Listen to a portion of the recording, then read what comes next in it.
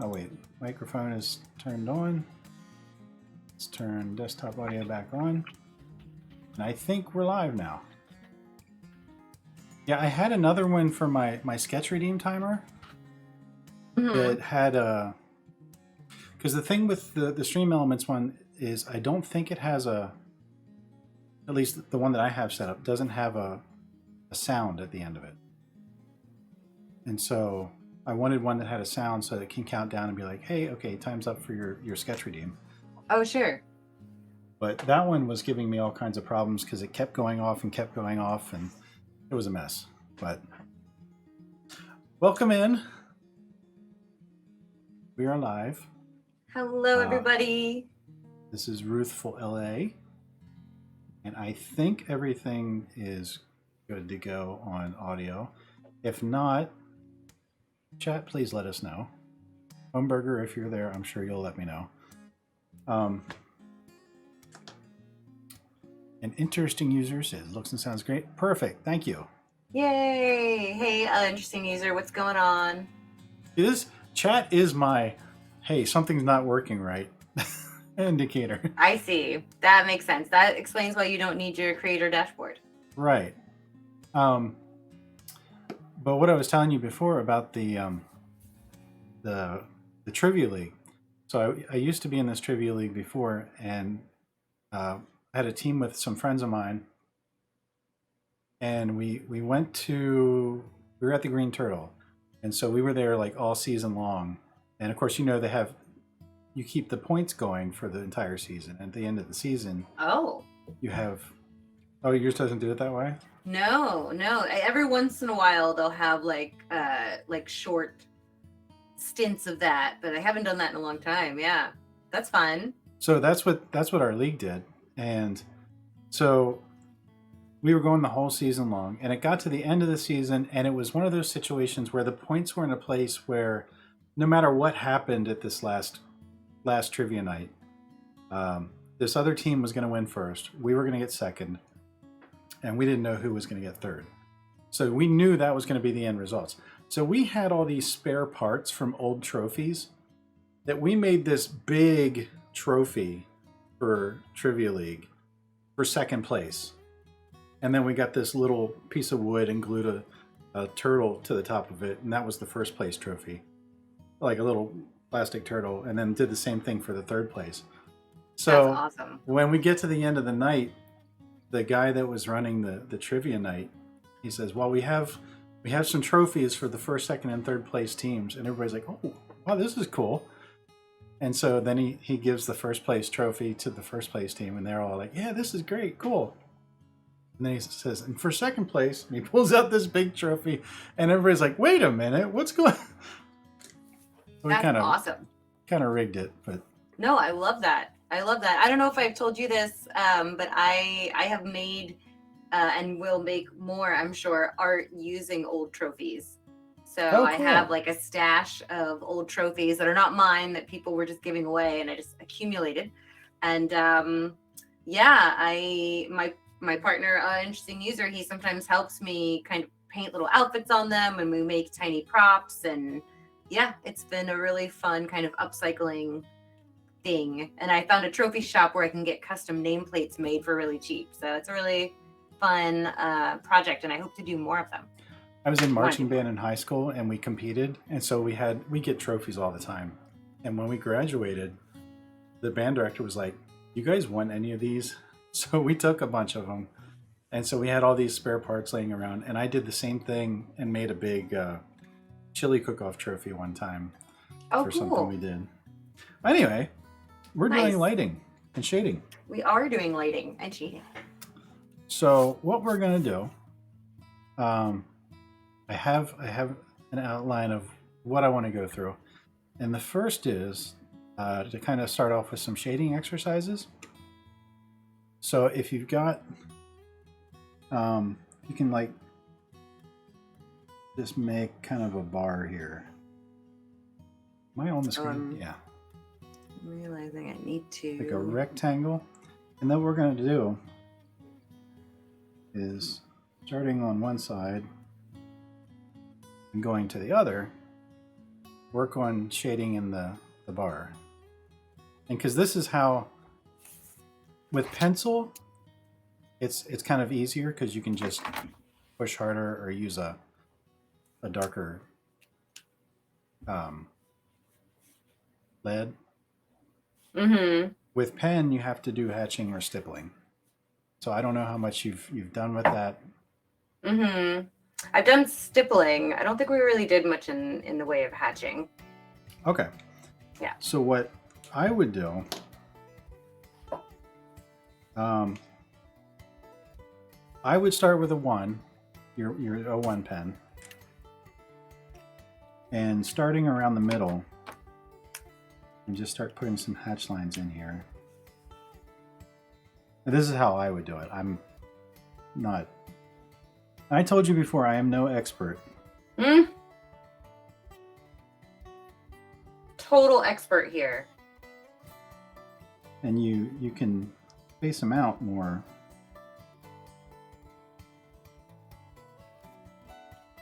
The more you go over. Now when you get back over to here, I find that hatching with pen is kind of a building up process. So I usually like to start lighter, Mm-hmm. and then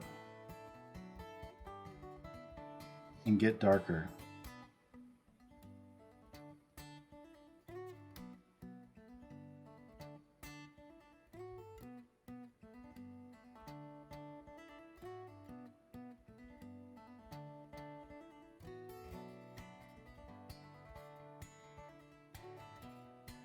And then you can use your O5 down here at the end if you want.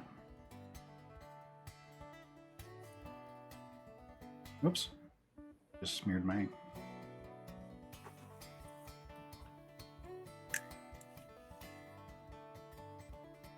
But doing stuff like this is good to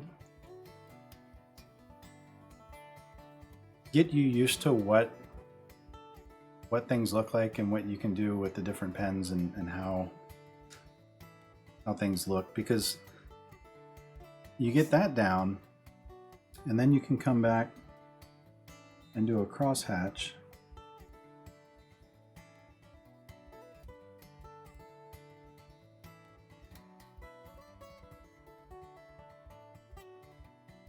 At a different angle.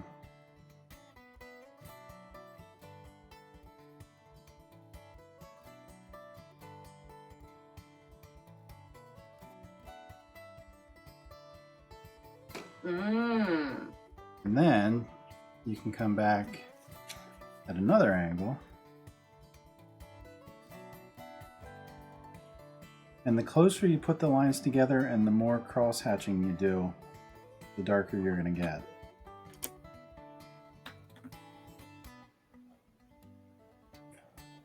Now, if you're really super consistent with this, it'll come out real nice and even, but I'm not the greatest at that.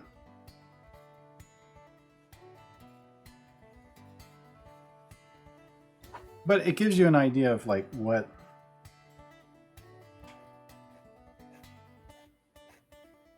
you can do with just the pen and how you can get those darker shades, short of just putting black down on the paper. Mm-hmm.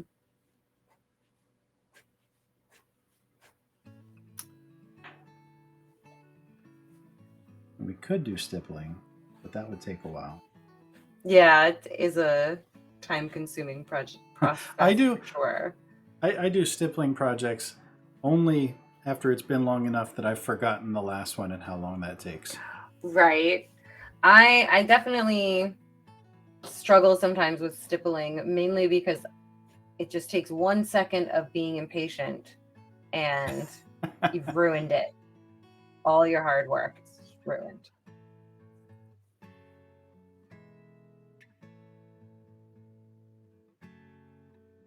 I feel like, just looking at mine compared to yours, I feel like what happened was I got a little lost in the middle, you know? Like it, maybe I got too thick too fast and then had nowhere to go.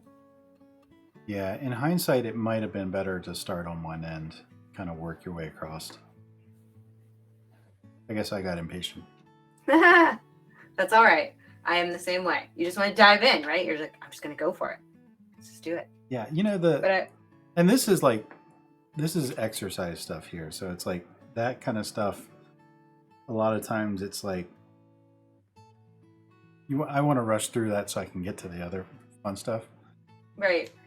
But it's the fundamentals. It is.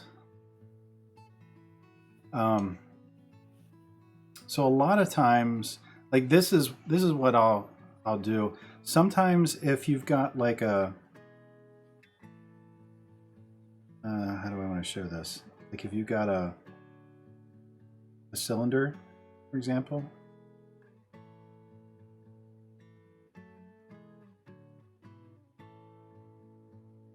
The best way to shade that with hatching is to kind of follow the curve, because then that gives, like, you're shading, but you're also providing the shape of the object. However, I am not really good at always doing that. Just because it's easier for me to just do the straight lines for hatching than it is to put the effort into curving it. So what I'll do sometimes, if I do manage to do that, I'll do that and then add straight lines as cross hatching. Say so that if again, you can, you'll do. I'll try and add those lines as one layer of hatching that follow the contour. Mm-hmm. And then I'll just add one layer of that, but then come back and add cross hatching to add more darkness to it. So like if the light's over here, which we haven't gotten into this part yet, but if the light's over here, your darkest shadow is going to be on this side. So I'll add more cross hatching with just straight lines to add the darker area. Gotcha. To kind of define that edge a little bit more. Right, but if you can use the hatching to show the contour of what you're drawing, that's helpful too. Mm-hmm. Because sometimes you can draw something, and I run into this a lot of times where I draw something, I add shading, and it just doesn't feel, it feels flat. Mm-hmm. And I don't know, sometimes I don't know how to fix it, but if you can use some of your hatching to show the contours, it does help some with fixing the shape. Yeah, and helping it just not feel quite so flat. Nice. Okay. So, the light and shadow, you were talking about with your drawings where it's kind of it is different when you're drawing something, like if you have a reference picture that you're looking at and you can look and you can see, okay, this area is in shadow, this area is lit up. Hey Krista, welcome in. Hello.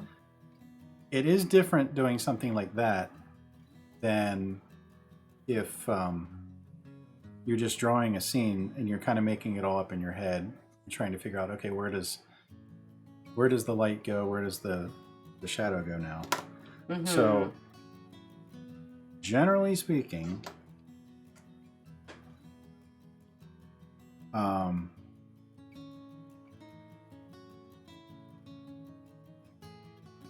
I just thought of something that I could use as an example, and I'm trying to figure out if I should tell that now or or you want to save it.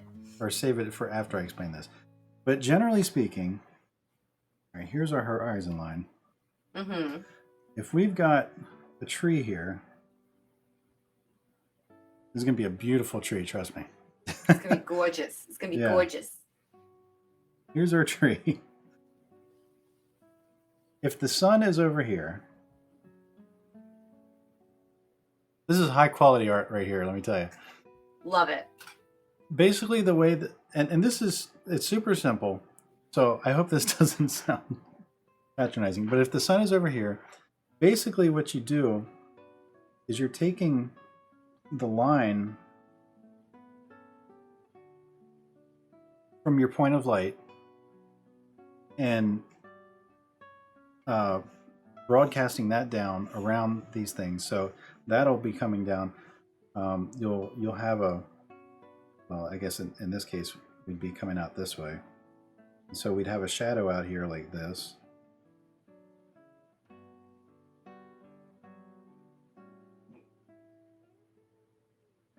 But then on the object itself, same thing like this. The light's over here, and so the light is going to be on this side, and then you follow the contour around. And so you're going to have darkest over here, kind of a mid-tone over here, and then it'll be light up here, and then the brightest side would be that edge of the cylinder. Right. So then up here on this tree, you're going to have like highlights out here, but then generally your shadow is going to be on here, on that bottom right part of the tree.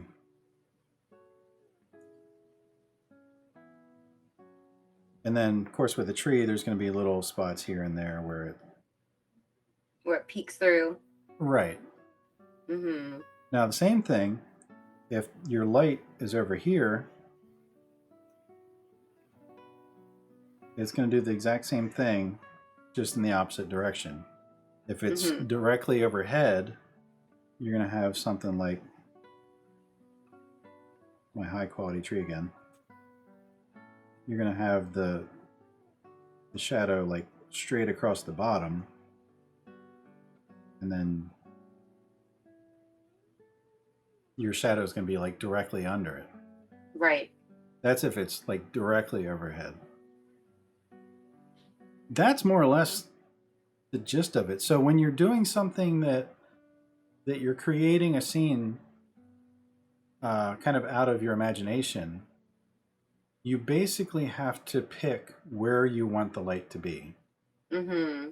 So if you're, I'm trying to remember your car drawing. I don't remember if you had a sun in there.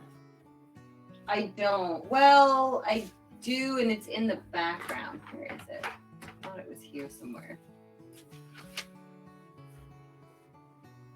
It's like the sun is setting in the side view mirror of the car, and the part where the shadows started to be really a problem was inside the car, because Right.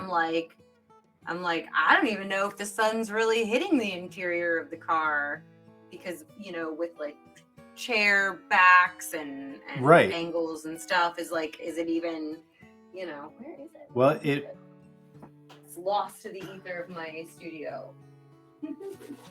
No, it'll turn up.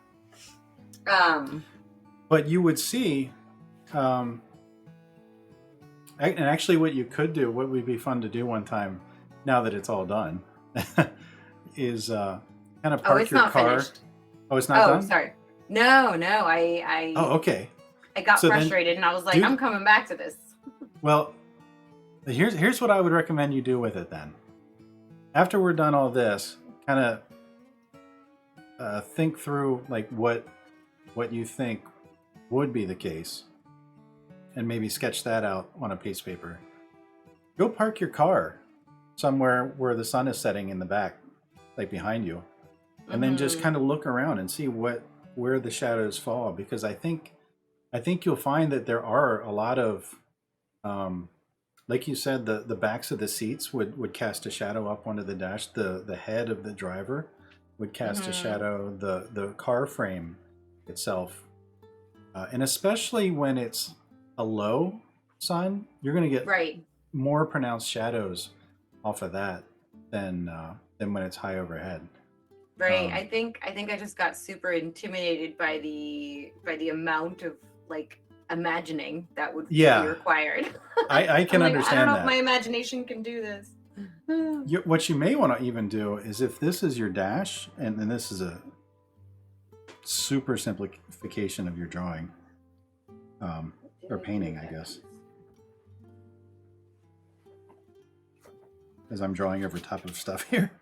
So there's your steering wheel. Just imagine that's a dashboard here. You may want to even go in with a piece of paper and kind of put that over top and just kind of sketch in, like, okay, there would be a chair here. Or not a chair, seat? Seat. Yeah, seat. Driver's seat, that's the right word. The guy's head, like imagine you're sitting in the back seat, looking ahead. The guy's head would be there. You'd have another seat here. There's a window frame here. Window frame here. And then you can kind of use that to think, all right, if the sun is coming in, that would cast shadow up here. This would cast shadow up this way. It might help you kind of visualize that so that it's not quite as intimidating an imagination exercise. That's a good point. That's a really hey, good Homeburger, point. welcome in. Oh, hey, Homeburger, what's going on? I don't think I allow myself the tool of thumbnails and practice sketches as much as I ought to. Yeah, I think I try to dive right in, you know. Yeah. I'll do a first draft, but not. Yeah. Sorry, go ahead. No, you're fine. I do that all the time. I don't know if I have any handy. But when I work on a big project, I generally have like entire sheets that are nothing but trying to figure out what this is supposed to look like. Oh, wow. So like when I did the, it's on my Instagram somewhere, but when I did the drawing of the president's house for the university, I was trying to figure out how to make the trees and how to make them look right. And I was working with color, but I had all these little swatches of color trying to figure out what color I could use for the lighter sections, which ones I could use for the shade, and then the most darkest shadowy sections. And then I basically drew the tree and labeled the parts, so because I'd forget it 5 minutes later. I know I would. And then I had that on my page that I could just refer back to it because it worked. Excuse me. It worked. I'm like, okay, I want to be able to remember this to bring into my drawing. So then I labeled all the parts and how I did what.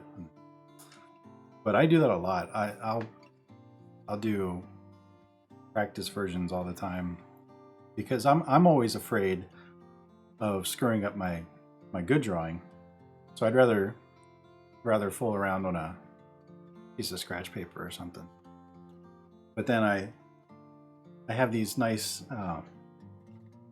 sheets of figuring out what I'm doing after I'm all said and done.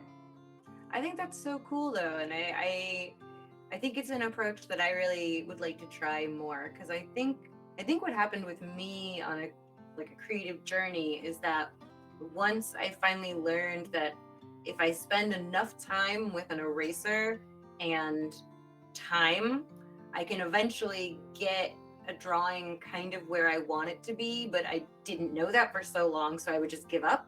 And so then once I discovered that and I would finally arrive at a drawing that I was happy with, I was like, oh, okay, this is it. I can never redo this. I'll never be able to recreate this. So this is going to be the one, and we're just going to go with it, you know? Yeah. And I'm realizing that's not the most sustainable approach. No, and I'm trying to get into my head that if it doesn't work, it's okay to not create something that I think looks the way I wanted it to. Because my problem is I get into this perfectionism thing. And it's like if it doesn't come out exactly how I want it, and the picture in my head is always so much better than what comes out on the paper. And so I'm trying to get better at being okay with what's on the paper instead of what's in my head. Right. Reconciling the two for sure. Yeah. Yeah. So yeah, the light and shadow, that's more or less how that works. Right. I sent you that picture Yes. of the lighting examples. And where is that? Why is that?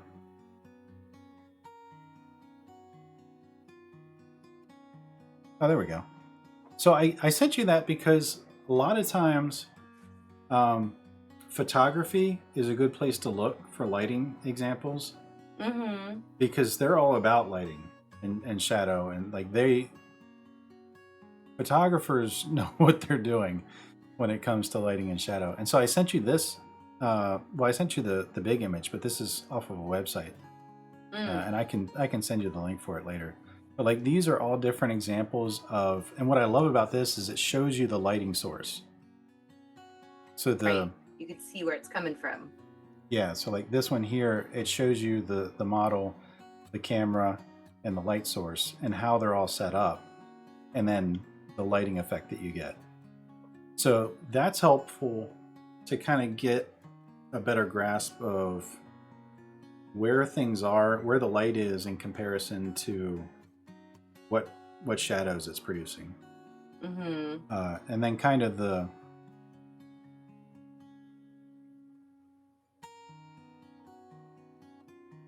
don't know, I just think that's a good kind of reference to kind of take a look at and think, okay, if the light's coming from here, what kind of shadows would it produce? Right. And it's always, I mean, this is obviously a face, so it doesn't translate perfectly to everything. But if you're drawing like a building and you think like the bottom right one here that I have up, like you look at her nose and you've got a shadow under that. Obviously, you're going to have a shadow underneath of whatever. Mm-hmm. So if you have an inset in a building, you're going to have a shadow underneath of that. If you have anything that kind of bumps in on whatever it is you're drawing, you're drawing a cat and the belly kind of curves underneath. You're going to have shadow underneath, and it's going to get lighter as it comes up. So it's the same concept, just different applications. So I thought this was a cool. It's super cool. Kind of reference. I'm going to go ahead and copy that to you now before I forget. Yes, please. I'll take that for sure. But yeah, I think this is super helpful. And I can actually see myself maybe attempting to draw these at a later date and just kind of get that memory of what the shading looked like when I did it. You know what I mean? I thought about having you draw the face and then just telling you where the light was going to be, having you draw it, and then see how it stacked up. But I figured that might take too long. That's all right. It's a challenge I can give myself, I think. But yeah, I might actually do something similar myself. Nice. I need to get into more portrait drawing. Well, you've been doing the 1, 3, 5, and 8 minutes, and that's something that I think I'm gonna steal as well, because that's, I mean, what a great exercise, right? It is. For me, it's better because it helps me draw sketchier, like get looser, because I have this tendency to, this line has to be perfect. And I'm going to spend forever making sure that this line is perfect. Yep, same. So I'm going to get a new page. Let's draw. We'll start with a cube. Let's draw a cube. All right.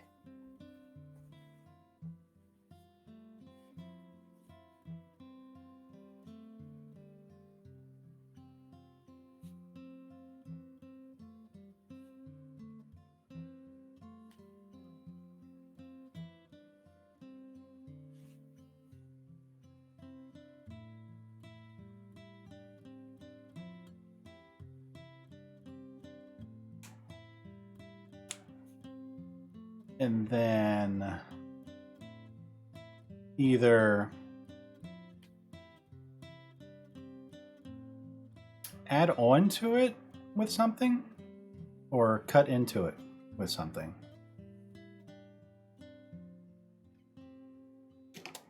Add on to it with something or cut into it with something. Right. So like, I'm going to draw an extra lump out here. A lump? Yes, that's a highly technical term. Yes.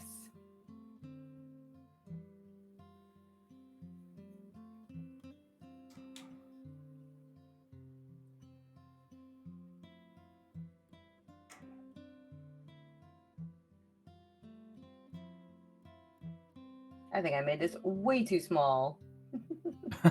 You can draw a bigger one. Yeah, I might. Oops. Let's make my life easier, right? Though Why I do not? tend to, my drawings tend to get big fast, I have noticed. Whenever I'm trying to work on like a small thumbnail, it's like, oh, that's cute. You thought you were doing something small? Nope. Let's fill the whole page. Yeah, that one that I'm working on now,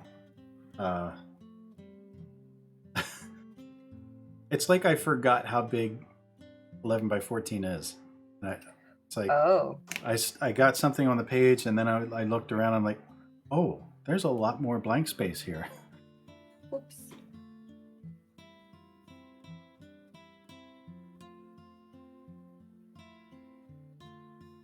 You didn't have to copy mine exactly. I know. Copycat. I know. I realized I was doing it. I was like, oh, wait, no, Ruth. It's fine. Just go off on your own. It's fine. I was trying, when I was doing mine, I was trying to think of different examples of how things would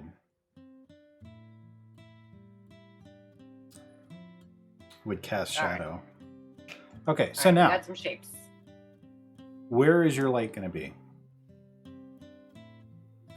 You need to pick where your light is going to be in relation to it, because I want you to think imaginatively, so that we don't have a picture to look at. You know what I mean? Yeah.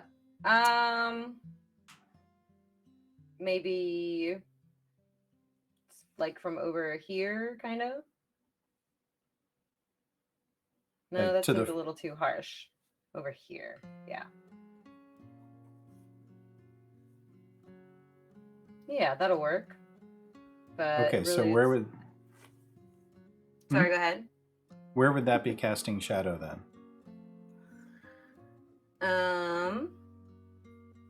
Well, if you go in kind of like this, like that. Boop a boop. Boop ba boop. Okay, so I'm gonna, on mine, just draw a light source here. Is that more or less what you have? You're just a little bit off the screen for me. Okay. Oh, here we go. So yeah, you've got that. So you would be casting shadow.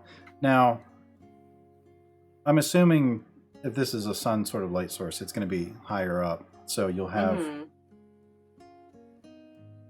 it's going to be sending like shadow lines kind of out this direction. And then what you do is you take the shape of what it's casting and you kind of just draw that back there. Now, if it was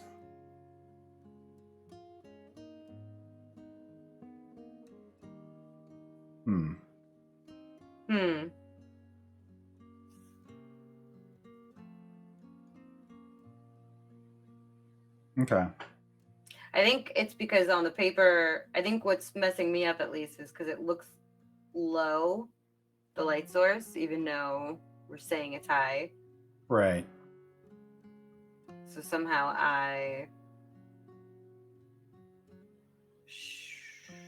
don't know. My brain is broken. Okay, let's back up. Yep. rather That's a than good doing call. rather than doing a cube, let's draw like the face of a building. So same thing.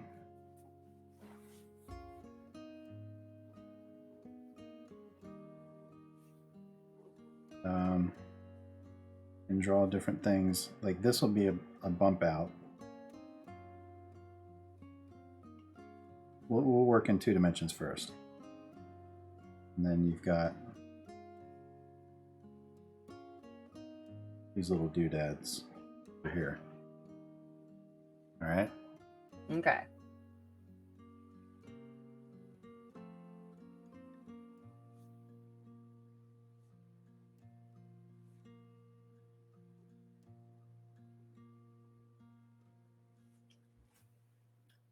Cool. We're off the camera again. Here you go. Okay.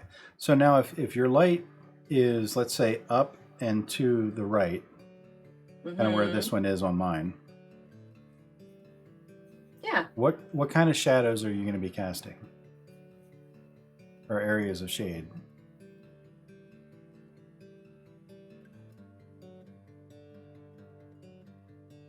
You're going to get, okay, this is a bump out. So you're going to get a shadow here. So this is going to be in shadow.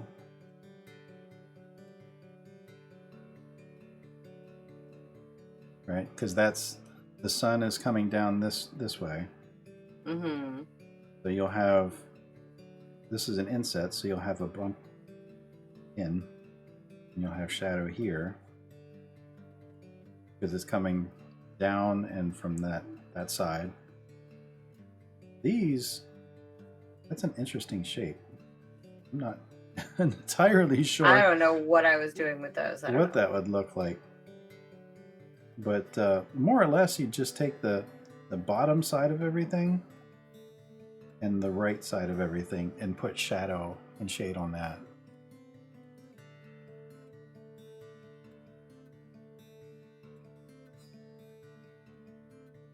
If you make that darker, you can cross hatch it.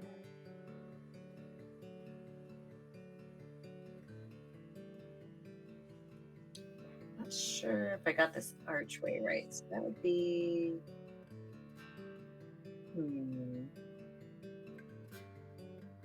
Oh, the archway. I should have drawn that in because that's an interesting.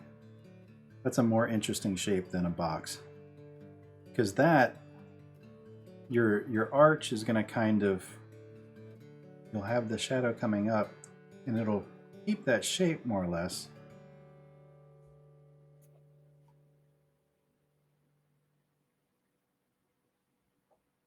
As it goes up into that other side of it. Oh, I did the wrong side of it, I think. Right. If your light source is on the right side, your shadow is going to be on that side too. But I take that back.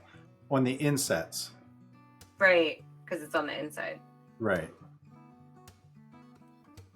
So not that side. Oh. Okay. All right. Does that make sense? Mm-hmm. Now, to go back to our cube, I'm going to switch the light source on you to make it a little bit easier to visualize. Okay. Our light source is going to be kind of up here. So, like if this is, yeah. So you'll be casting a shadow like this.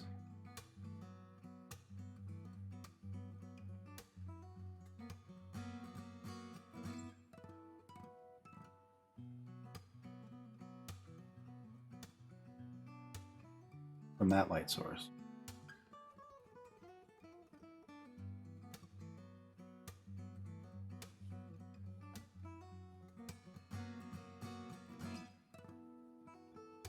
Wait, I did that Like wrong. that, I think, yeah. I did that slightly wrong. Did you? I think so.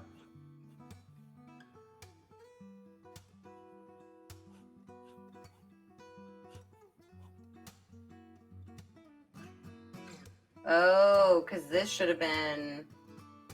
There should, I think there should be a line here.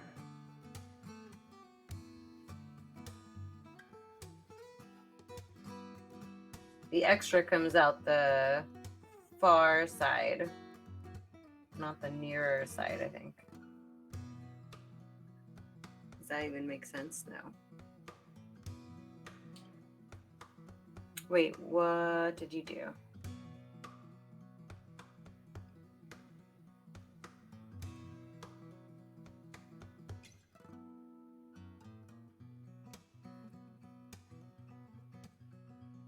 Actually, the shape would be probably more like this. Sorry, I kind of screwed up my my shadow shape. All good. We are learning together. All right, so I think the shadow would be more or less this shape. And then you can hatch that in. Because what it is if you think about the light is down here, and it's casting a shadow based on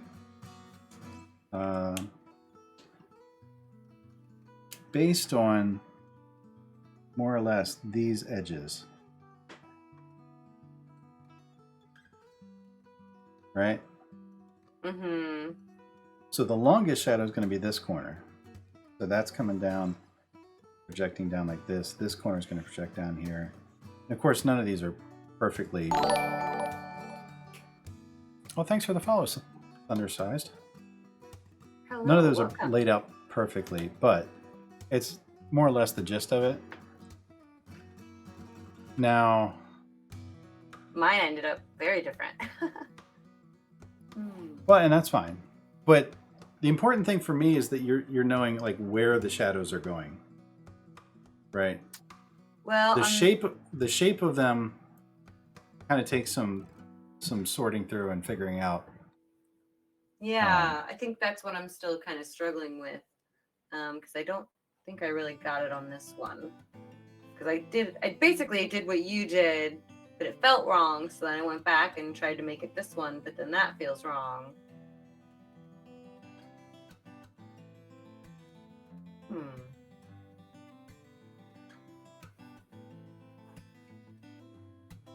Okay. Well.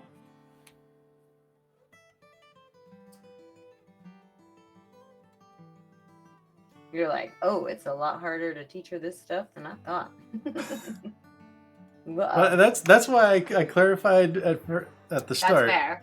I am not an expert on light and shadow. That's all right. And sometimes I question my teaching ability. Okay, so we're trying this again. So if this is our basic, and some of this is not. It's not easy to just sort of draw a line from a point, because the reality is if that's a building and that's the sun, like it's so far off that you can't just draw a line and make easy, right? Easy shadow lines. So it's just, some of it is sort of just knowing that these are going to be the lines that are casting this shadow, because that's kind of the plane that is furthest away. So that's going to be the shape.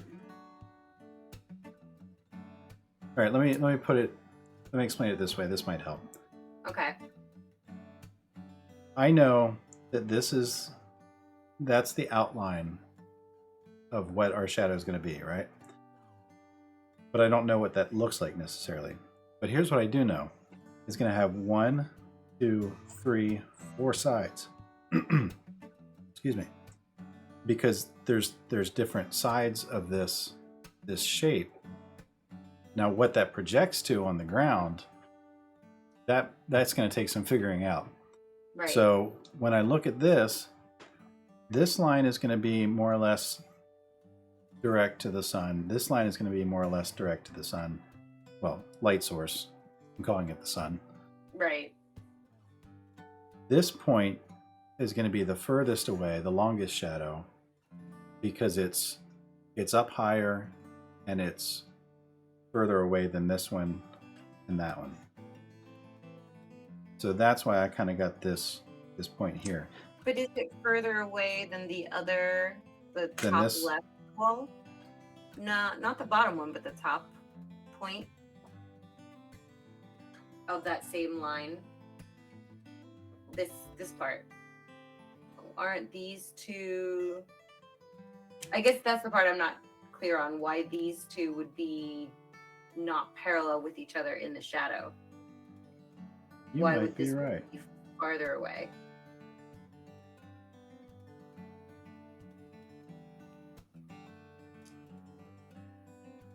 I'm not saying you're wrong necessarily. I'm just trying to. No, It's been a while since I've done this, honestly, and tried to lay these out.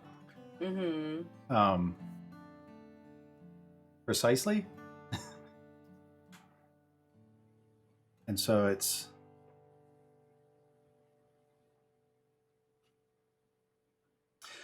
here's my thinking on it. Yeah. You get it Let's close. You get it close. And if I was to go out and if I was worried about how that looked, I would go and take a look at some building pictures and how the shadow casts on that. You know what? That's going to be an overarching theme. Okay. Look at stuff, see how the shadows play on it, so that when you're having to come into a situation where you're having to draw from imagination, you can go and look at a picture that may not be what you're drawing, but you can take what you see there and put that into the same or your situation. Let's see. For what it's worth, in computer graphics, sunlight is treated as directional light. The rays are so far away, they're close enough to be parallel. Right. That makes sense. Right. So what he's saying. It's less like this thing, and it's more like. So this would be more like this, actually.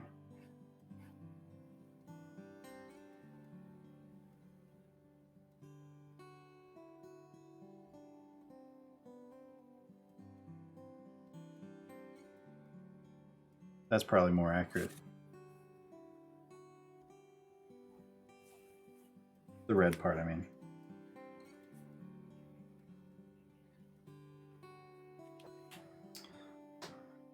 And you're right, Hamburger. Totally. So now we have a shadow. You gotta hatch your shadow. Whichever one it is. Right? That'll help me figure out which one is the real one. It's so hard working in pen. I'm so used to getting to erase things. Oh, I know. Isn't it fun? Yeah, I don't know if fun is the word. Yeah.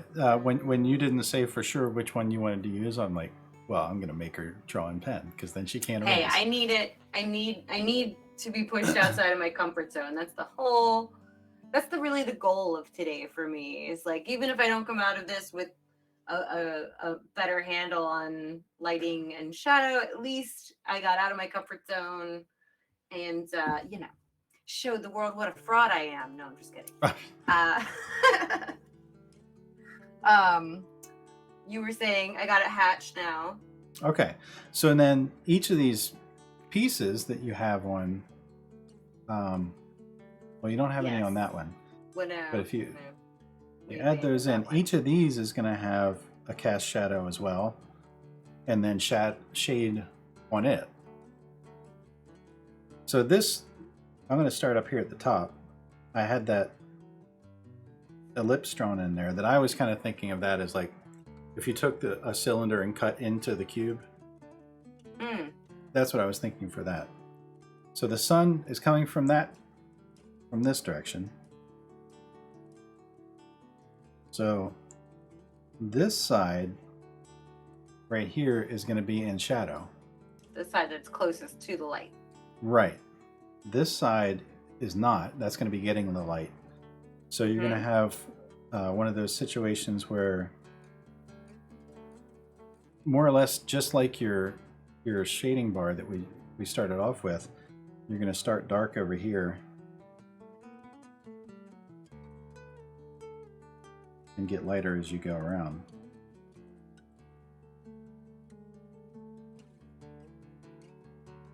Does that look right? Or make sense, I mean? Mm-hmm.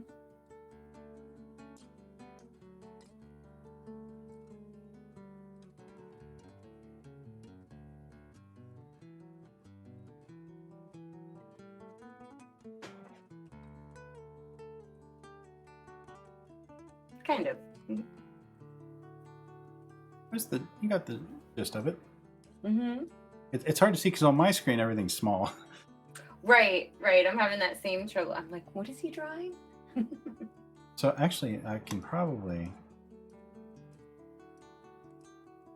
Whoops, wrong one. I'm going to see if I can't zoom in here. Oh, my lovely desk. There we go.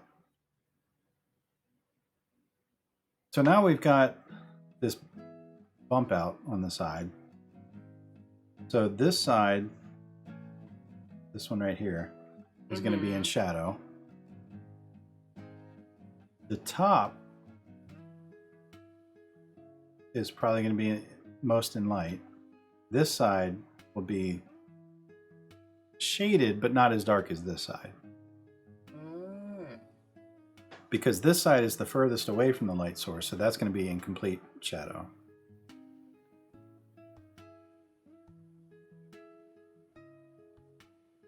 So if you're hatching, you hatch that closest together and or with an extra cross hatch.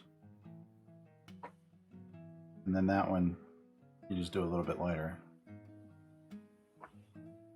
Okay. Does that make sense? Yeah, totally. Now on mine down here, these would be in shadow. Actually, that whole thing would be in shadow because of where I put the light, but we would also have a cast shadow on this actually. Oh, right. Yes.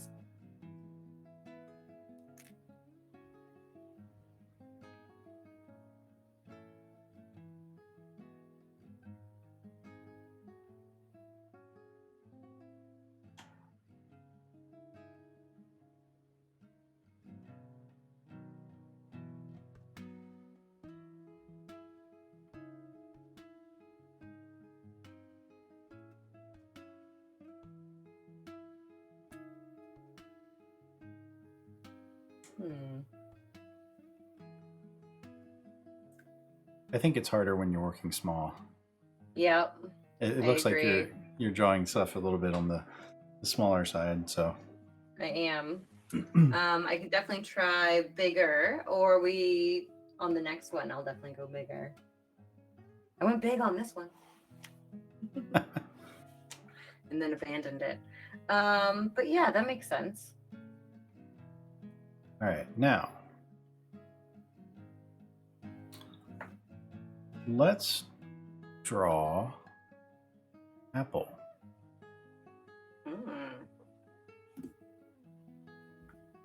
And I need to look up one.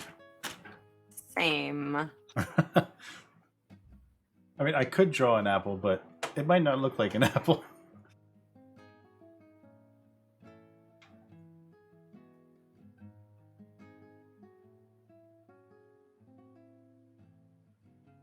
Oh, there's a good one.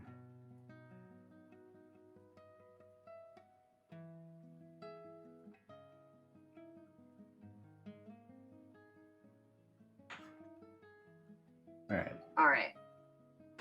You got an apple? Drawing an apple. I got an apple. Make sure I got a nice visible bit of paper here.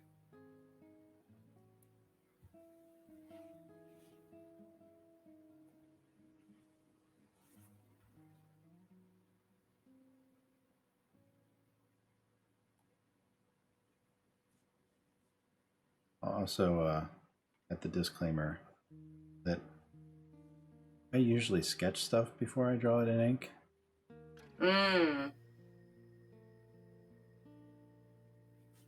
Same. But I'm not right now. We're just going for it. We're just putting down marks. That's another thing that willy-nilly. My time sketches is good for at making me just go for it. Just draw and not sketch stuff out.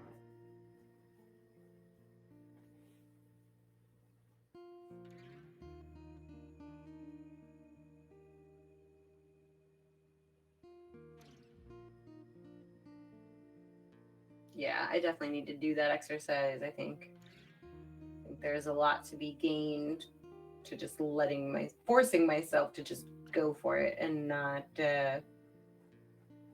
spend too much time making sure that each thing is perfect, you know? Right. Because I definitely spend a lot of time on that. All right, so here's an apple. It is an apple.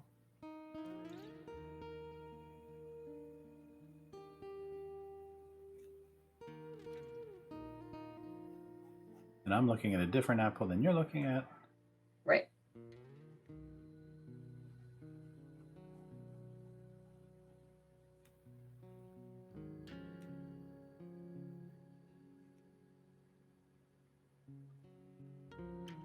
Mine looks like a Gala apple. Mine is a Fuji. Ooh, Fuji's a good apple. I'm a fan. I think Honeycrisp is probably my favorite apple. I could see that. They're good. All right. I feel pretty good about that. Okay. Now, we need to pick a light source. Not necessarily the one in your picture. You can put the picture away now, your reference. Because we want to try and think as far as drawing from imagination here, where would your light source be? So pick a direction that you want the light source to be in. I probably shouldn't have started coloring in the stem while we were talking. I guess let's put it kind of to the left of it and up. Okay, left and up. About there, perhaps. Okay, so okay, that's too high, too low. There. Well, you don't really need a pinpoint for it necessarily. Got it. I like to draw it just to remind, or for like exercises like this, like show where the light's coming from. But oops, I'm almost off the screen there. But so if it's up and to the left, what areas are going to be in shadow? What areas are going to be shaded? Right. So it's going to be, this side is going to be shaded. Right. And then there'll be the right and the bottom. Shadow. Bottom right. And then there'll be a shadow on the table as well. Right. And then up here, it'll be this section. Yeah. Closest to it. And then a little bit down here, but less so up top here. Right. One other thing is you'll have and you wouldn't necessarily see this depending on how harsh the lighting is, but the stem would cast a shadow too on the top of on the top of the right. Now I rarely get into this because it's kind of not nitpicking, but it's more detail than I ever go into. But on these, so the apple's sitting on the whatever our plane is here. The light would be coming down and reflecting off the table and providing some light here too. So you would think, and actually over here. So a lot of times what our instinct is to say, okay, this area here is shaded. Then this is a little bit lighter, maybe. But actually, this area right here is the darkest. This area right here is getting a little bit of reflected light. Gotcha. And you won't necessarily get that up there, but I don't know. I never run into that, mainly because I don't get that detailed. So you would just do the bottom right as the darkest? I would. If you were working in pencil, that's something that you could pull up maybe a little bit with the eraser. Mm-hmm.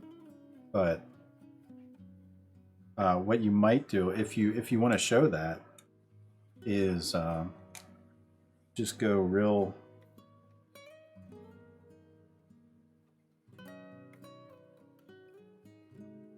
not real light, but do some hatching like this, and then cross hatch around that so that your darker area is up here and that area is less hatched.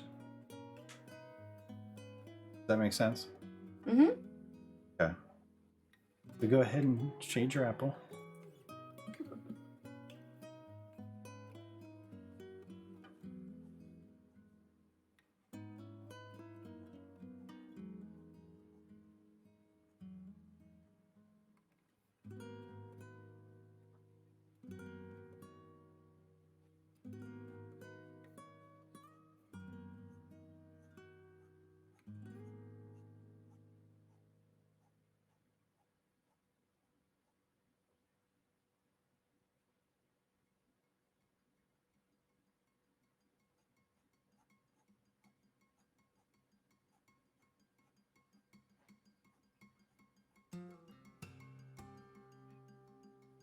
I'm going to try and show it on mine. I don't know.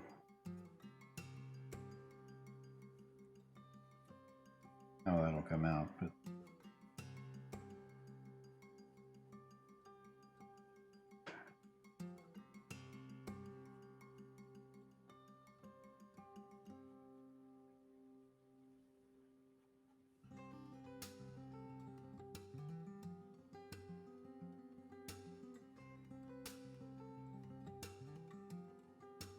no, not my best cross hatching.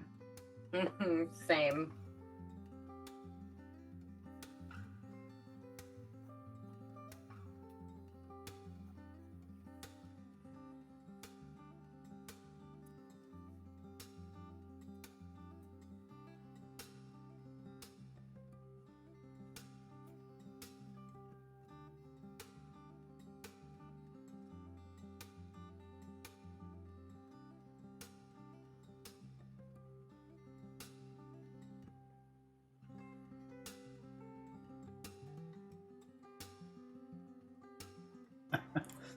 What?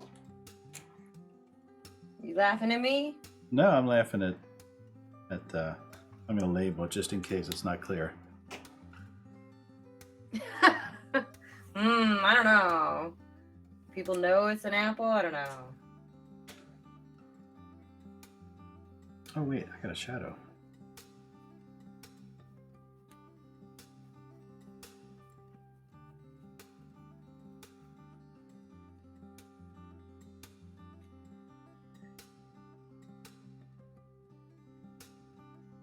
I think my reflection, the reflected light was a bit too light.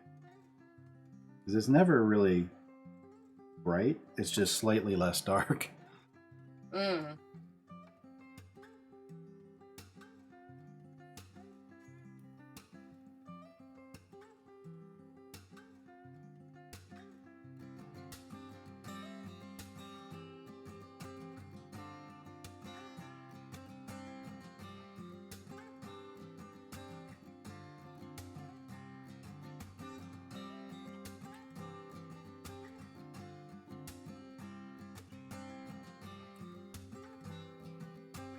Whoops, I am off the screen. There we go. Actually, I think I did that wrong. My shadow should have been more this direction.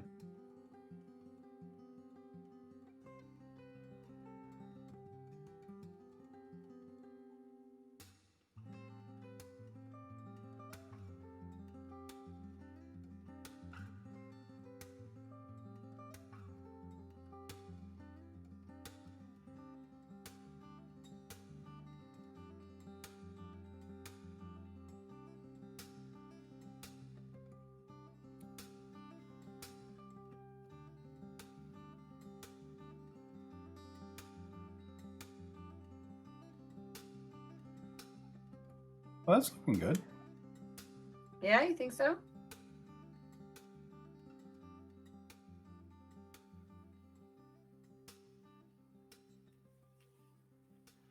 So you're Oh yeah, I do still need to do a table thing here.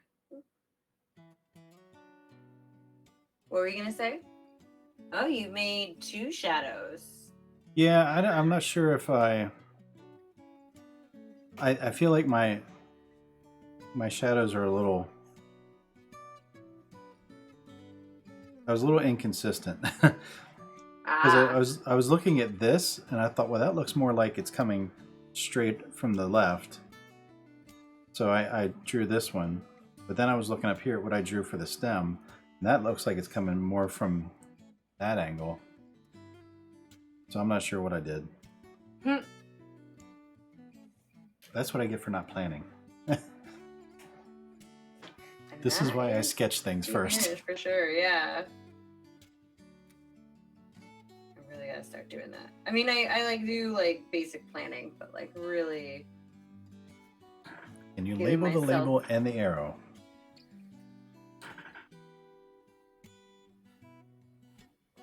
Sure, hamburger. Label the label.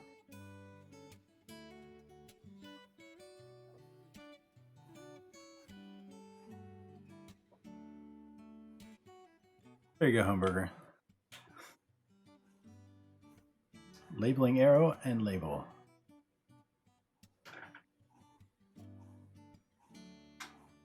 He's keeping you honest. Making sure you're not just throwing random things on there. Much clearer, yes. There we go. And so the shadow on the table it's going to be darkest right next to. That's right. The fruit, and then kind of dissipate a little bit as it reaches its edge. Right? And again, that's going to be something that depends on the lighting situation. Right. So if you have, so for example, if you're in a dark room and you have apple, man, come on, Chumpy. What is you have the an word? apple sitting on a table, and you have one spotlight in the room shining on that. That's going to be a much harsher light and right. a much cleaner shadow line than if you put an apple on a table in the kitchen and you have light coming from multiple different sort of all kinds of different reflections coming at it. So yeah, in a kitchen situation, or really most situations that you're going to be doing a drawing in, it's going to be darker near the apple there. Mm-hmm.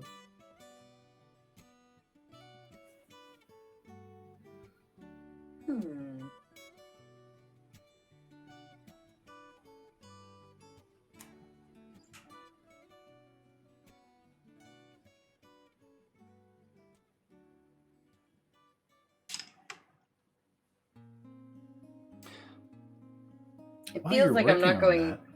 Sorry, go ahead. No. Feels like what? Like I'm not going dark enough in my dark areas. Okay, you can always come back and go closer together with your hatching. Yep. Mm-hmm. That is the one thing about ink. It is easier to add more than it is to try and get rid of any. Right. I think I realized partway into this, like, uh-oh, I'm not going to be able to erase things. I need to start going really light on everything. And that's why, and that's actually, I asked you at the beginning what pens you had. Mm-hmm. Because the 01, I don't know which one you're using right now. The 1. Okay, yeah, that's a good one to work on hatching with, unless you've got a 0.05. So that, I'm trying to find it here. Oh, it's sitting right in front of me. No wonder I couldn't find it. That one I can come in and I'll do it up here. Like I can add a really fine hatch to this.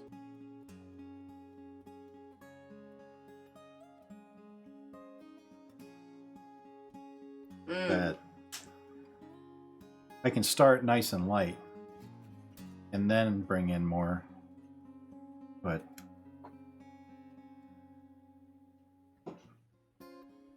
it all depends on what you need to do, because you don't want to necessarily shy away from getting dark, but at the same time, I went too dark on this. I would have been better off coming in with the 0.05 and hatching it light and then building it up. I got impatient. That's what I did. I know how that goes.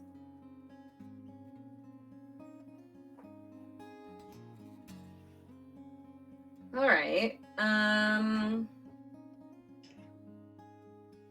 Does it need more? Is it good? I tried to do the little reflecting spots there and there.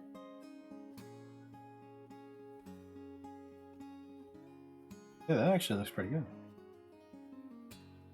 Well, thank you. On the little thumbnail of a video that I can see. Yeah, right. I can try zooming in a little more. Well, it's not that. It's just that it only takes up so much of my screen. Right. Yeah, nice. Yeah. Hey, definitely getting better. That's what it's all about, right? Yeah. I wanted to ask you. Yeah. About your collage work. Like what? Oh yeah.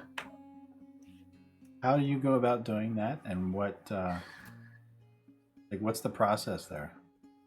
Yeah. So I start with a source image of some kind. The very first one I did was a black and white photograph that my intro to drawing teacher had taken of me, because the first newspaper project was actually a project for a class for the final, and grid it out and then recreate it on a larger piece of paper, and then I just go through. I have a stack of these LA Weeklies, and by stack I mean like they're in a big bin. I have a bin full of them, and I collected them from when I started the class in 2011 to about 2017, and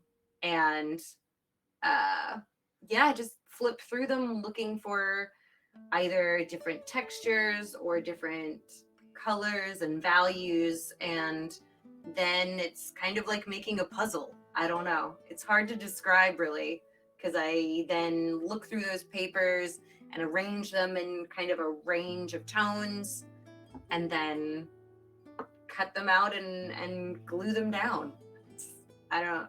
Yeah. So do you come into that with kind of a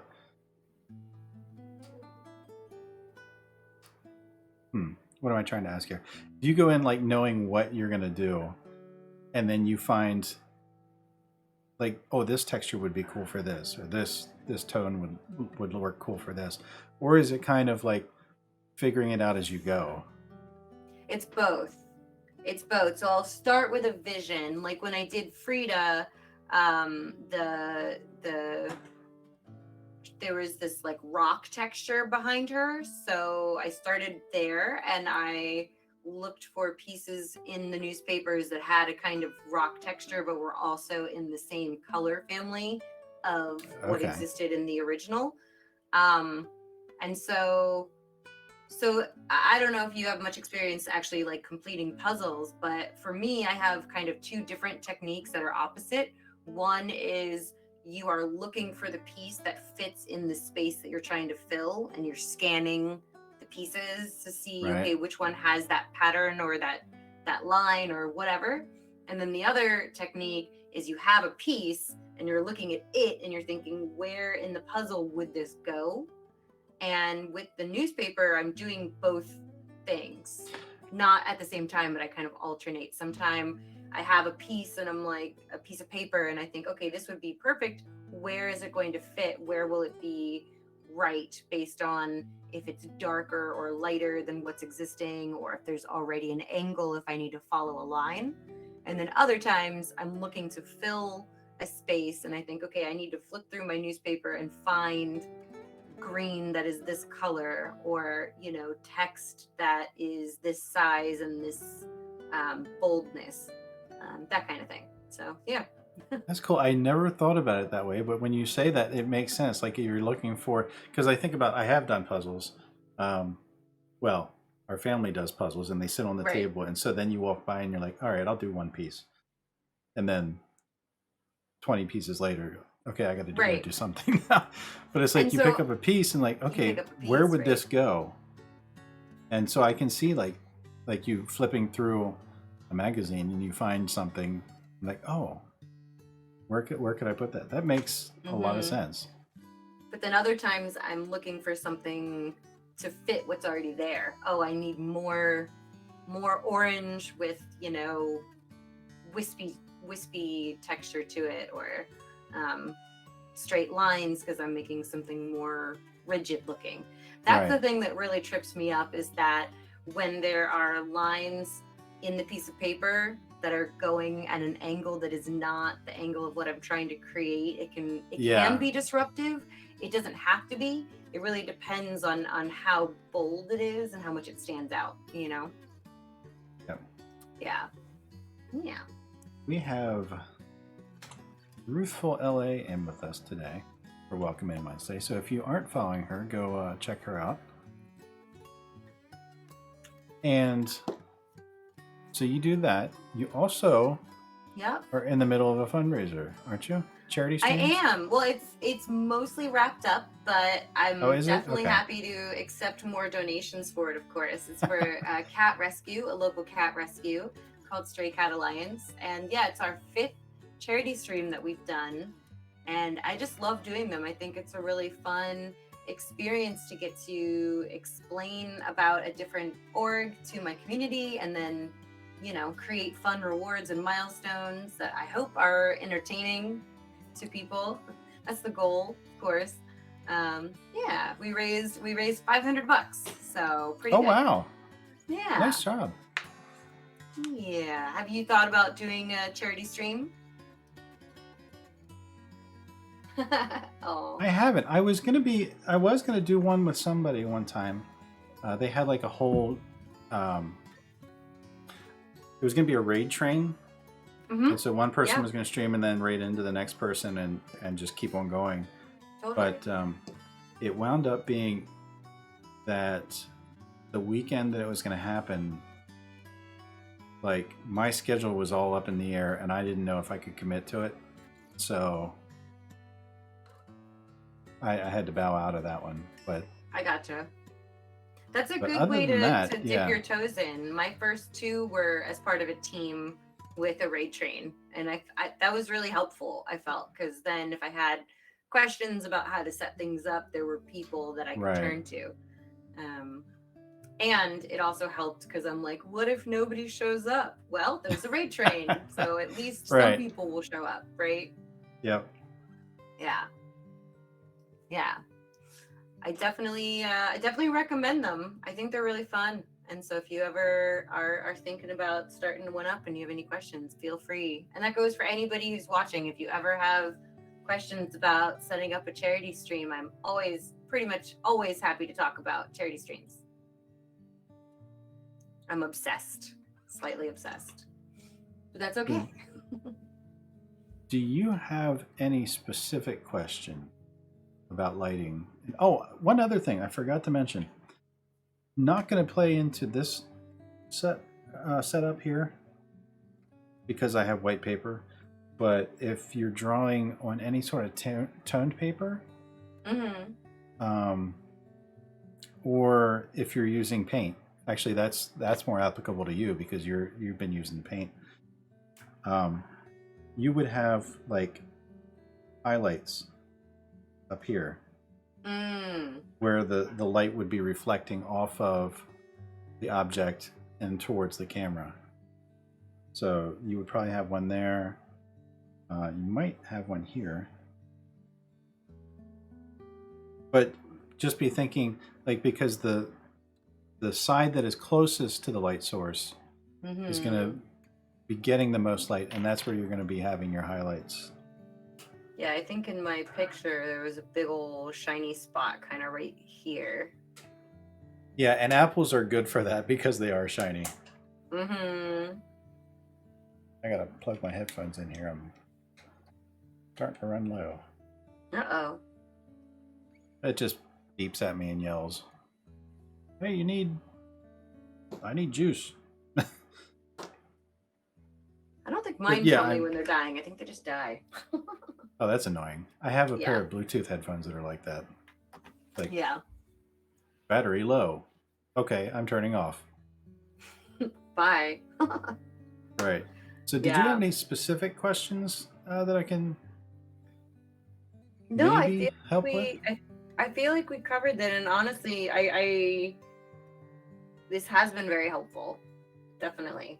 Because it's given me a lot to think about, and it's just reminded me that I need to get out there and just really be looking at shadows and just thinking about, okay, how does this work? You know?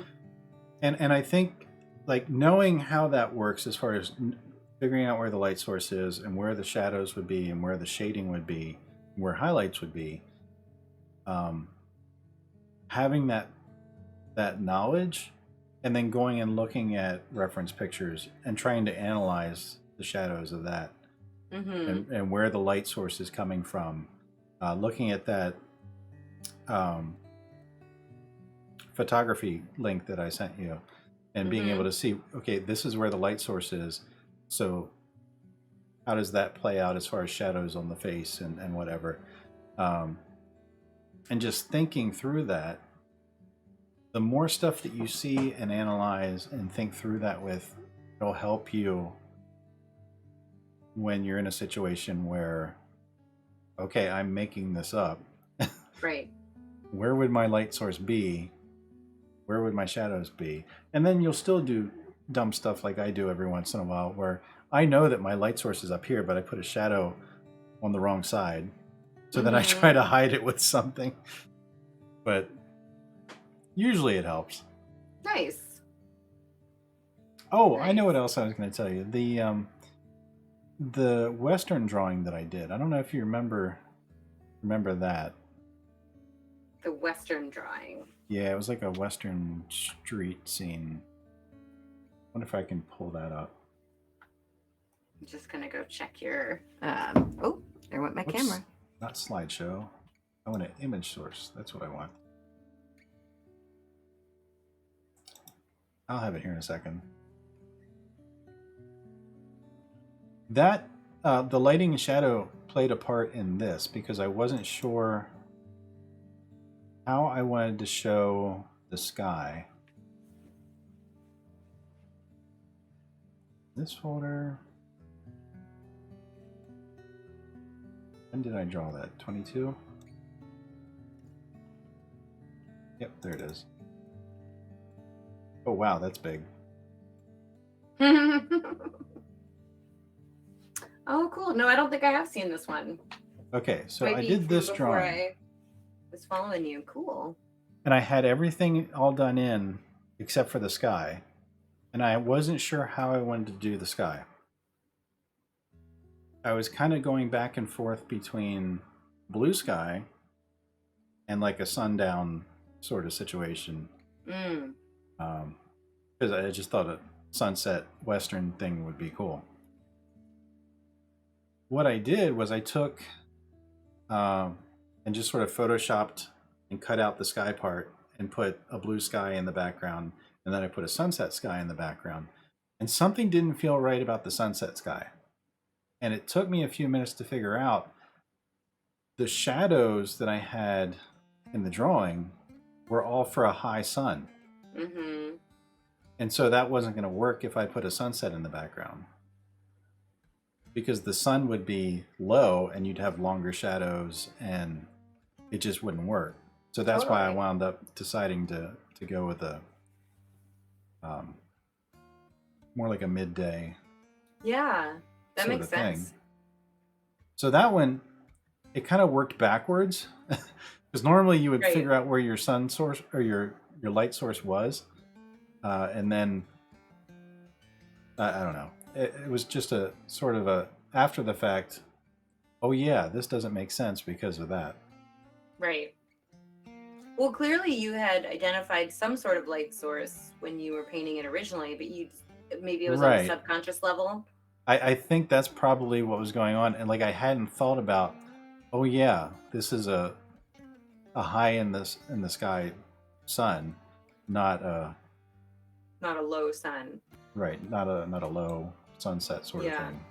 Yeah, I think that's what was kind of screwing me up with my drive painting, is that because it was such a low sun, Right. it then made me think like, okay, well, I don't really know what these shadows would be doing at this time other than being 5 miles long, and I can't Right. paint that. That's going to look weird. So then how do I figure this out? And then I got all wrapped up in reference photos of dashboards, and then I gave up. Or not gave up. But well, then right, but the I shelved it for a bit. the reference photos aren't going to help you if it doesn't have the right lighting. Exactly. And that's why that I was the said- conclusion I eventually came to. I'm like, That's the okay, thing yeah. is that like you can't find the right thing, so just go park your car, Just go park my car. Well, the great thing is figure out where the LA sun has is, lots of face away great- from it. LA has lots of great spots to park for sunset. You just have to face away from it. That's okay. Oh yeah, because you get the nice western. Yeah. Ooh. We do. We get it over we get the the ocean sunrises. with the We get the mountains. sunrises Yeah. on this side of the country. Exactly. Problem with that Totally. is I you mean, gotta get up early. I grew up over there for sure. My sister, her wedding in Virginia was on the beach at sunrise, and it was a little brutal for Oh, everybody to cool. make it there, but it was worth it because it was gorgeous, and the dolphins. And hey, Christy, what's going on? Drive safe. home. How long are we streaming?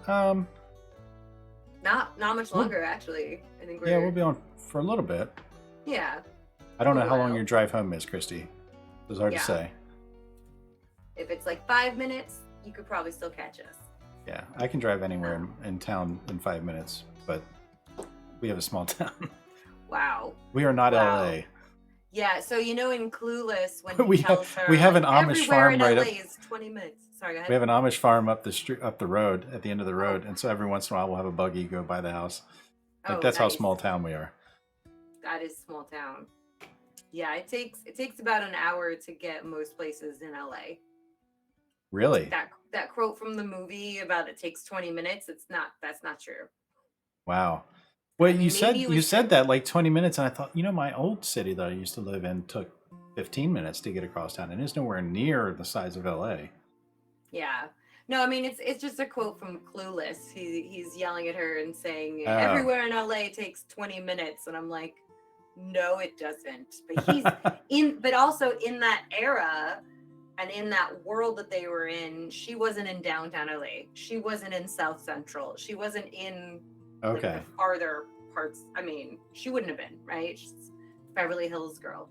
I don't know. This is very LA specific. I'm nodding like I know what you're talking about. You're like, yeah, I'm that sounds clueless. right. All right. Well, let's Cool, do. cool. I sent you a mushroom. So we can draw that, or you can draw some other mushroom. But I thought Where what we'll did do. you- Oh, there's Oh, the mushroom. on, Got it. Yeah. And I tried to find one that didn't have any shading on it, Mm-hmm. just to use as a reference.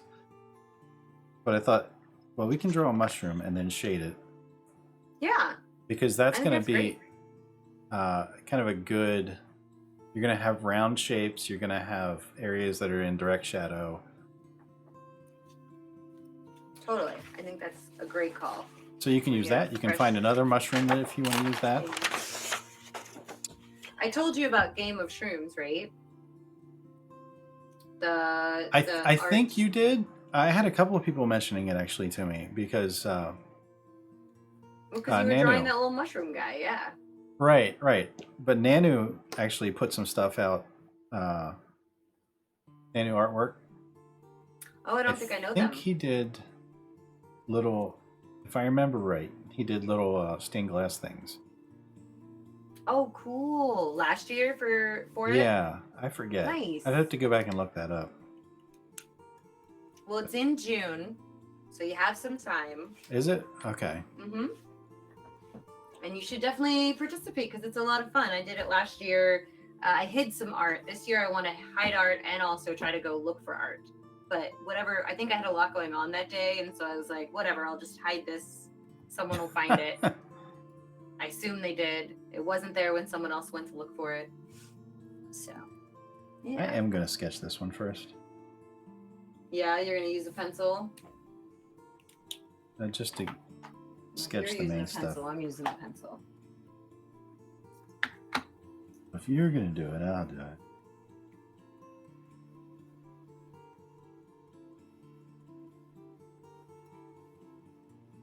Well, I mean, I will say that, like, being able to erase was the thing that unlocked a lot of creativity for me.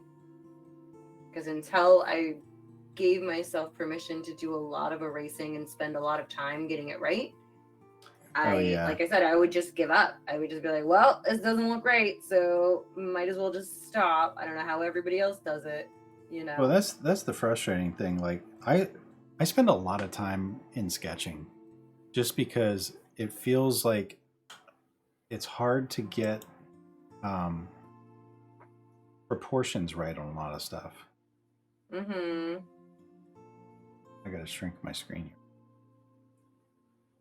Don't mind my there we go. So like in 2020 I did a drawing for Inktober. And the prompt was music. And so what I decided to draw was my daughter was in marching band. And so I drew a picture of her in her marching band uniform. And I must have drawn and erased and drawn and erased and drawn her face like 100, 200 times. Aww. Because it's like, first of all, faces are hard. Yeah. But trying to make sure that it's right and well, that doesn't look right. And then trying to figure out, okay, what isn't right about it? And going back and trying to change all that. It's like, I can't do that in pen. So I usually spend a lot of time getting it right the first time. Good bit of time in pencil so that when I do get to the ink, I'm feeling pretty good about how it's going to look.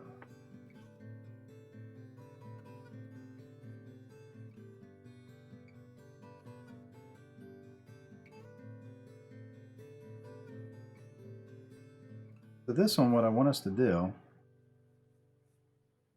is sort of draw in the mushroom, but then once again, pick a lighting direction and then just shade it.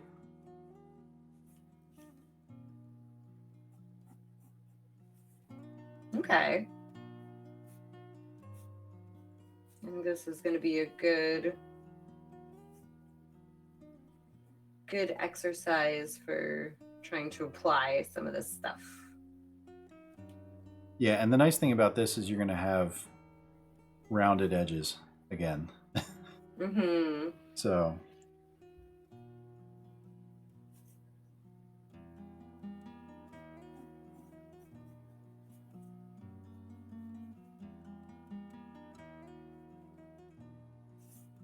well, I say the nice thing. The more difficult thing. Straight edges are always challenge. Yeah, straight edges are always easier to determine what's supposed to be shaded and it's harder when it kind of blends into each other.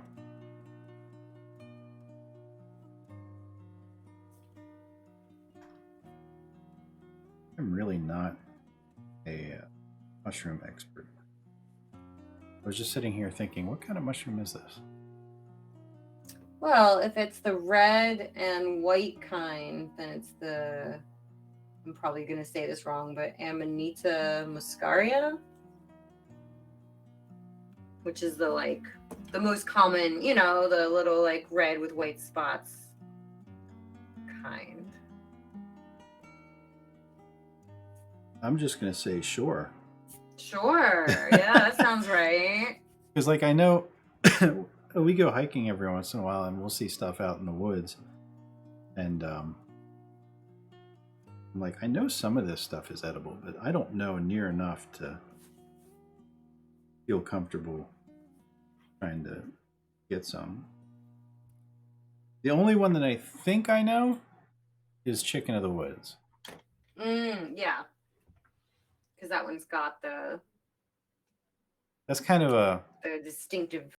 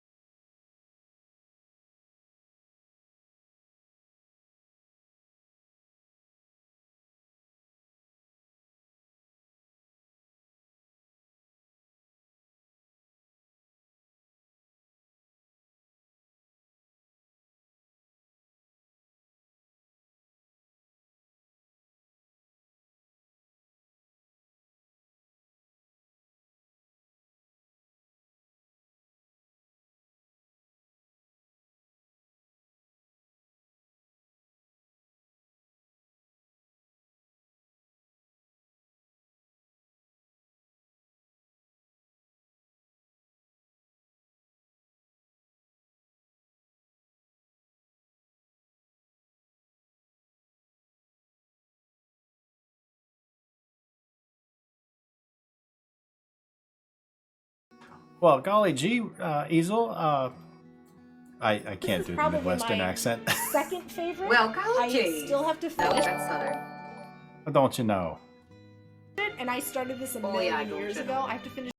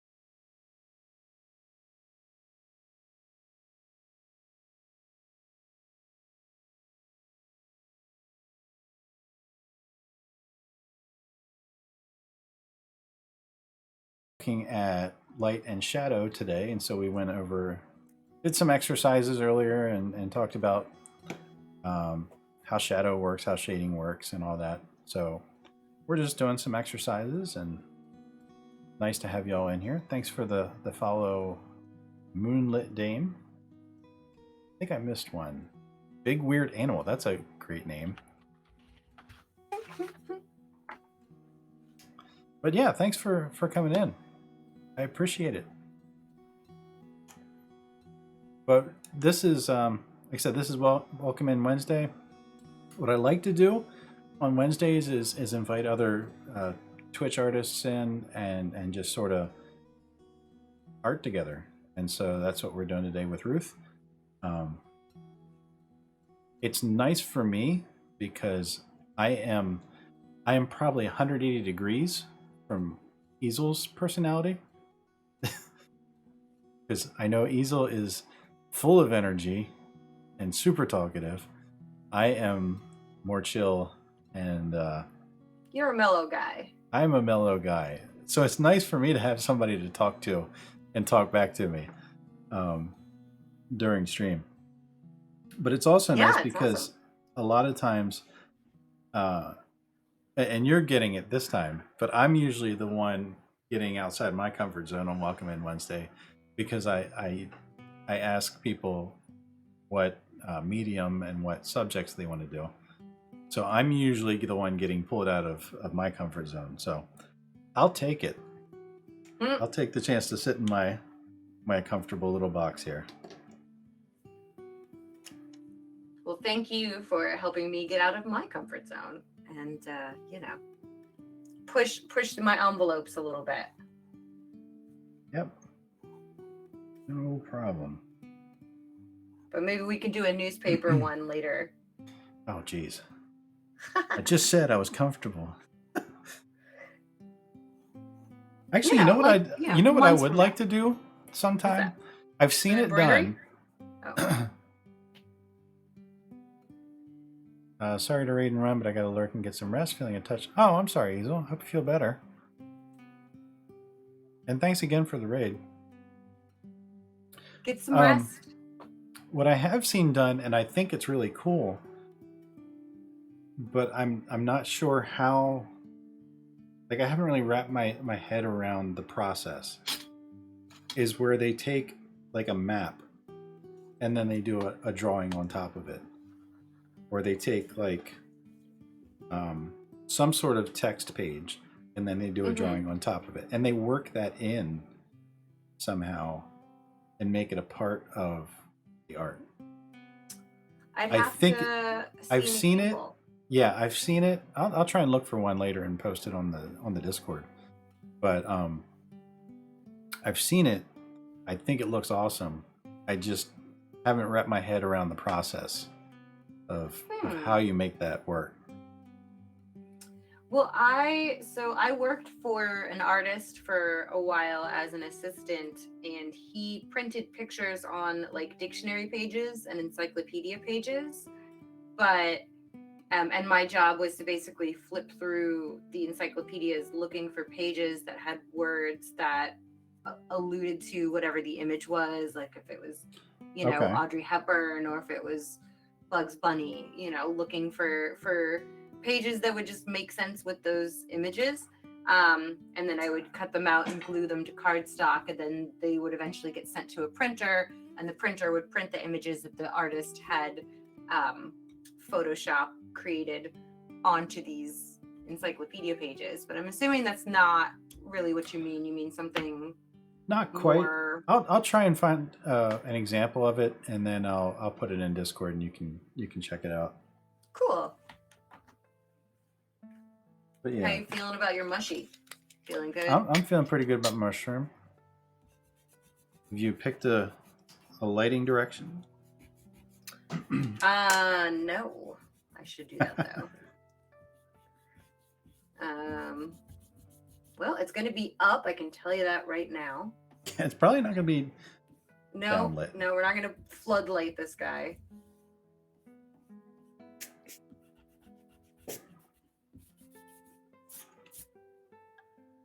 But yeah, maybe, up and to the right slightly. We'll All start right. there. Yeah. I'm going to get my, find what I did with it. 0.05. Try to not get too heavy. I feel like you just had it. I did have it. I do this all the time. I set stuff down on my desk and it just disappears. And it was sitting right here in front of me. It's awful getting old. It really is. Youth is wasted on the young.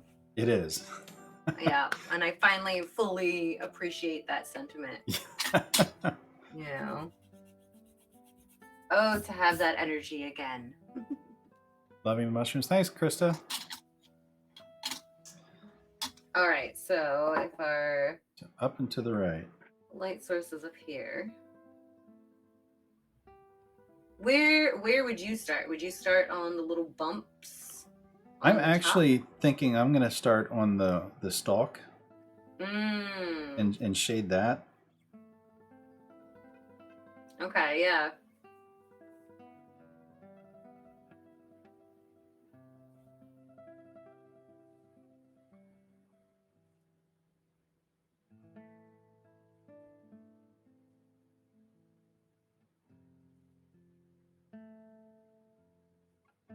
But I mean, you can start wherever you want. Can I? I don't know if I can handle that kind of freedom.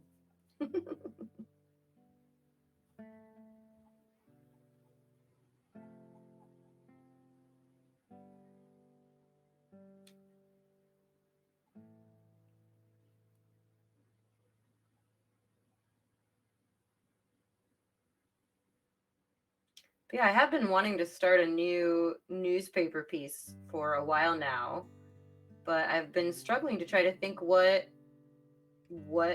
image to do, what subject matter. And I'm afraid I'm overthinking it a little too much. And therefore, keeping myself from starting. Yeah, I one of the hardest things for me is trying to figure out, well, what am I going to draw?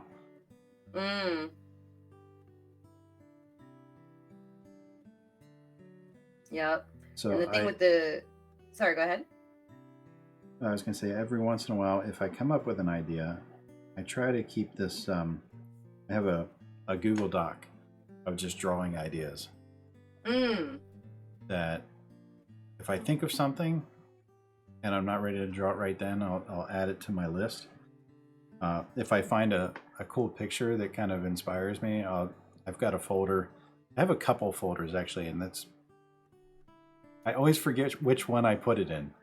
So I go look for it later. I'm like, oh wait, where is that? But I'll put it in there so I can come back to it later. But then every once in a while, it's like I've come up with that stuff, but then when I get around to doing the drawing, I look at it and I'm like, yeah, none of this really speaks to me right.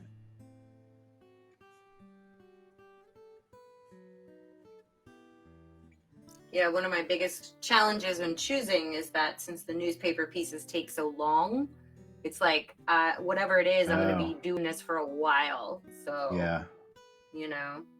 And I really liked working on the Frida recreation, but if I had realized that it would cause me potential headaches with TOS stuff, it never actually was an issue, but it was on my mind often enough that it was like I should choose something else next time, really. Yeah, I hadn't thought about that.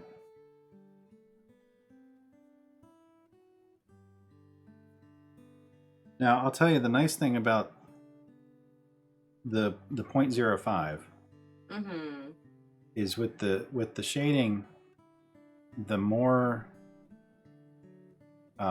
gradual you can make it, the better it looks. As far as it's like, well, that's not true. I shouldn't say that. Not the better it looks.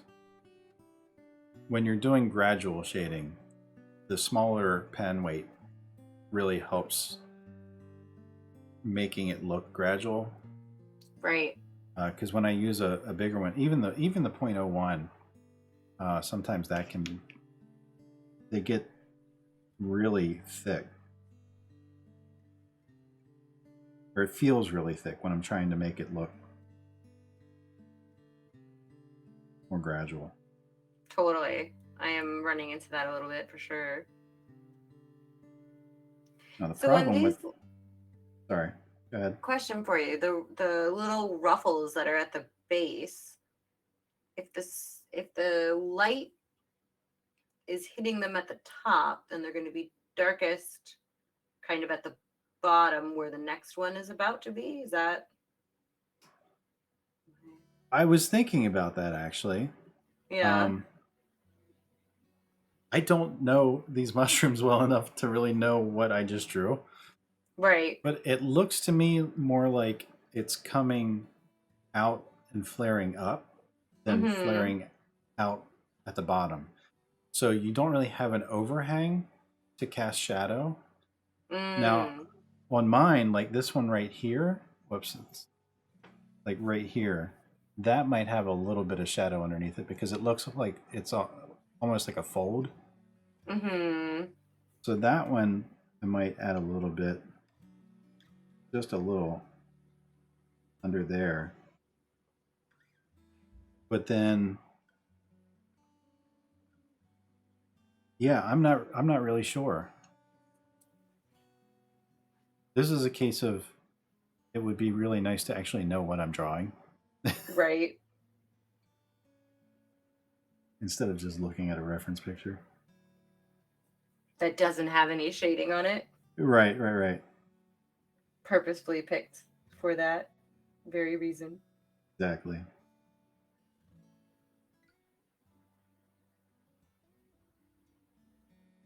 Did my music die? Oh, I don't think I've been hearing music at all now that I think about it. I turned it down because a lot of times when I do Welcome In Wednesdays, people say it's harder to hear with people chatting. So I just turn the music down.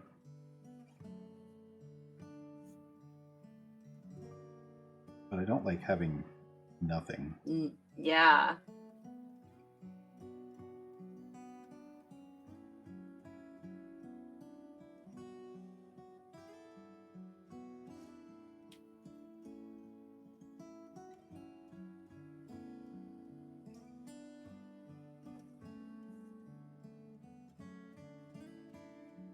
I'll tell you something else. I've never done.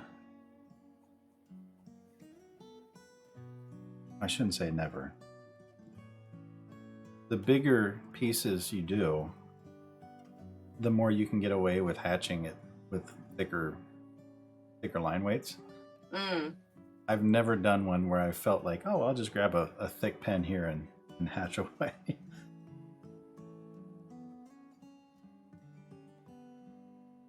Because like I said, you can always add more. But you can't take it away. Not very easily. When I'm working with ink, so we were talking about those highlights earlier. I've got white gel pens. And so sometimes, even if I've got a shaded area, I'll come back in with the gel pens and put a touch of highlight on there. Gotcha.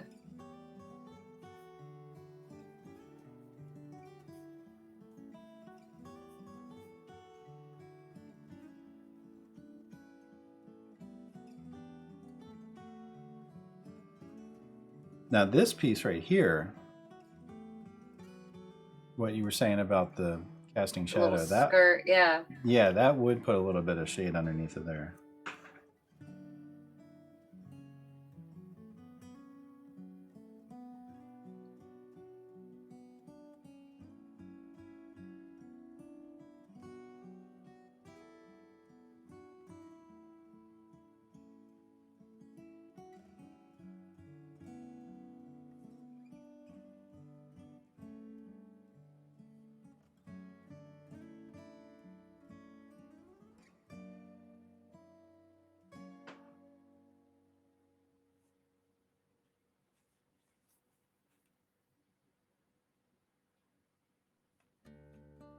And then the whole cap is going to be putting a huge shadow on the top part of the stem. Yeah. I hadn't really thought that far. I was working from the bottom up, but yeah, you're right. Right. Same. I just, Now, I just another kind of thing- got that far. Something else you can do, if you want. I tend to do directional hatching a lot. I don't know, it feels comfortable to me. But when you get up here to like the underside of the mushroom cap, if you do directional hatching, you can kind of hatch along with the direction of those ribs. I think they're ribs. Is that what you would call them? Mm-hmm. Obviously, I'm not up on my mushroom anatomy. But then that just sort of emphasizes the direction of what's going on there. Mm-hmm. Thanks, Krista.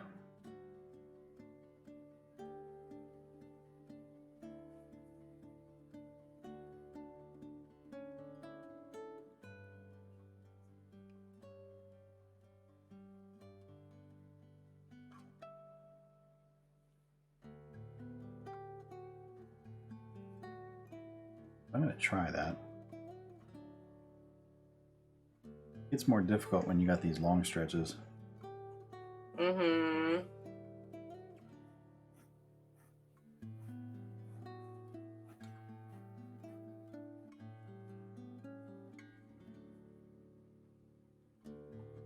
Oh, I meant the cap would put a shadow onto the stem.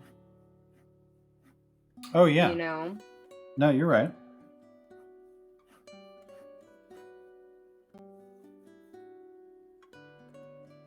That might even extend as far as the little skirt thing, depending on how high. Yours is lower down, but mine's kind of high up.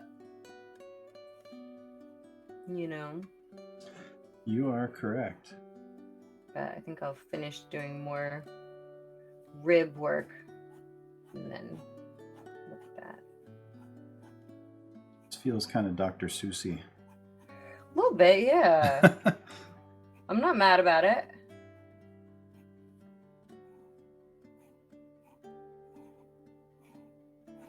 Ruthful, here's a who.